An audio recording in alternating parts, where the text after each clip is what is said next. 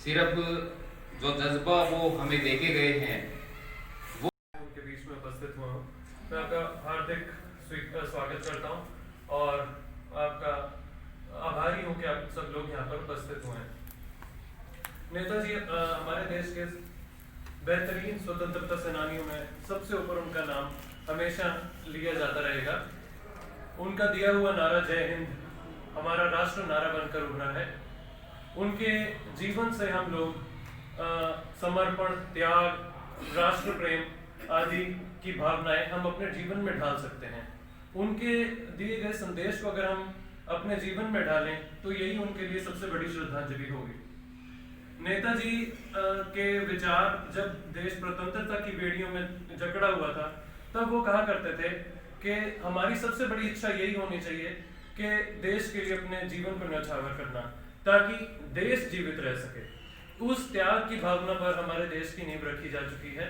तो हमें हमारा यही दायित्व है कि हम उस त्याग को व्यर्थ न होने दें और अपने देश को स्वच्छ विचारों से और उस समर्पण की भावना से आगे लेकर बढ़ें। अंत में मैं यही कहना चाहूंगा कि इंसान को बांधा जा सकता है पर उसके विचारों को नहीं बांधा जा सकता। एक शरीर को बांधा जा सकता है लेकिन मन के तूफान को और उसके विचारधारा को नहीं बांधा जा सकता। इसी के साथ मैं नेताजी को शत शत नमन करते हुए और आप सबका आभार व्यक्त करता हूँ। बहुत बहुत शुक्रिया कि आप सब लोग यहाँ पर आए। जय हिंद, जय भारत। नमस्कार सर। तो आज का क्या कार्यक्रम यहाँ कर रहा है?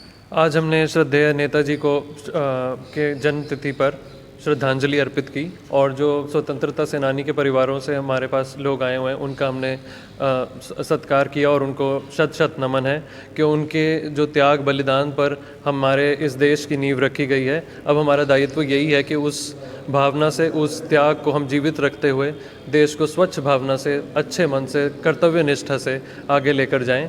यही उनके प्रति हमारे लिए हमारी सच्ची श्रद्धांजलि होगी। हमारे साथ जुड़े हुए हैं सर, इनसे भी बात करेंगे इस कार्यक्रम को लेकर के।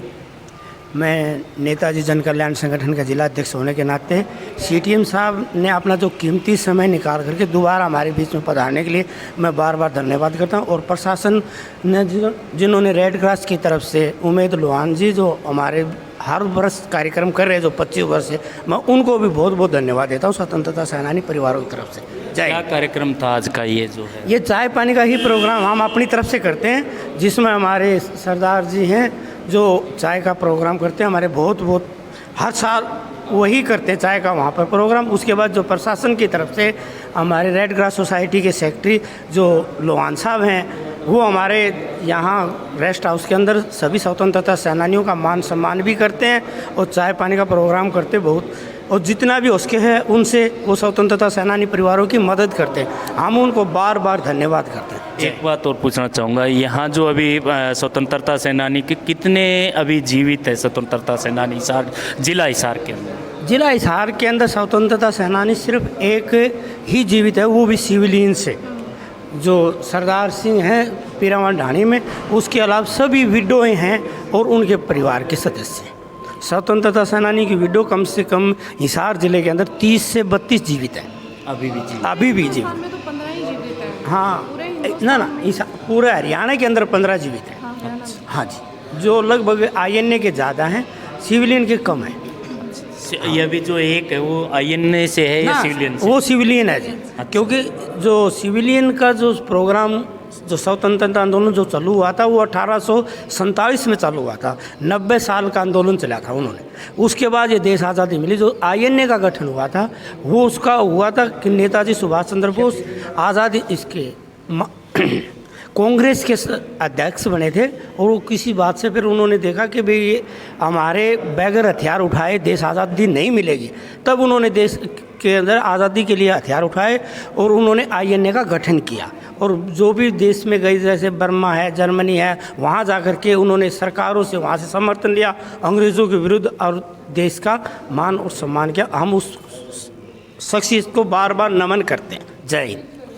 का अरोड़ा पुलकित जी का बहुत बहुत धन्यवाद करना चाहती हूँ। वो पहले भी आए वहाँ पे, फिर स्टैचू पे माल्यार्पण करके उन्होंने 26 जनवरी के लिए स्टेडियम में जाना था, फिर उन्होंने दोबारा समय दिया और एक युवा नेता के जज्बे को वो पहचान पाए। उन्होंने दोबारा आए, हमारे कर्नल साहब हैं, वो जब नेताजी के बारे में बोलने लगे तो उनकी आंखों में आंसू आ गए थे।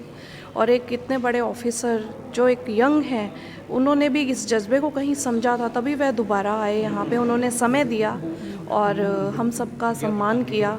हम उनका पूरा सब परिवार, सब लोग उनका बहुत बहुत धन्यवाद करना चाहते हैं।